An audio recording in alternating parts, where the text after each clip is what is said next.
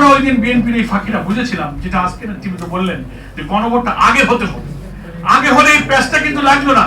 আগে হলে তখন এই সংবিধান সংস্কারের আদেশের জন্য গণভোটের রায় যখন হায় জয়যুক্ত হলো, তখন রাষ্ট্রপতিকে এই সংস্কার পরিষদ অধিবেশন তখন আহ্বান করতে হতো।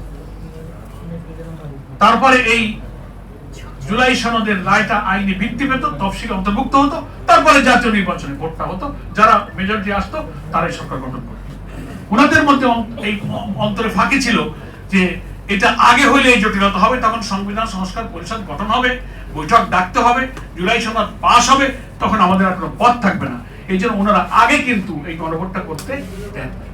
অথচ আমরা তখন 8 দল ছিলাম, জামাত ইসলামী সহ সবাই বলেছিলাম যে না, গণভোটটা আমাদের আগে করে নেই। আজকে প্যাচ লাগানোর জন্য ওনারা সবাই মিলে অন্তর্বর্তী সরকার যুক্তি দেখালেন, টাকা পয়সা খরচ হবে, 2 বার ভোট করার দরকার কি, একদিনে দেন।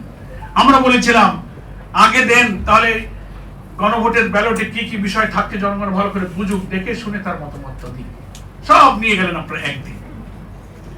এখন ওনারা এই 8টা গুরুত্বপূর্ণ ইস্যুতে একমত নয় বলে ওইটা বাদ দিয়ে মানবেন। ওটা বাদ দিলে কি হয়, ওই কর্তৃত্ববাদী ফ্যাসিবাদী দুর্নীতিবাদ যে সরকারকে আমরা বিদায় করেছি, সংবিধানের গুরুত্বপূর্ণ 10টা সাংবিধানিক বিষয়ে ওরা আপত্তি করেছে। এবং এটা যদি এই জুলাই সনদে ঐক্যমত্য কমিশনে একমত হয়েছে, ওনারা বাদে আমরা একমত হয়েছি, এটা যদি না মানা হয় তাহলে এই সংস্কার, এই জুলাই সনদের কোনো মূল্য হবে না। আবার সেই রাষ্ট্র কিন্তু কর্তৃত্ববাদী ফ্যাসিবাদের দিকে যাবে।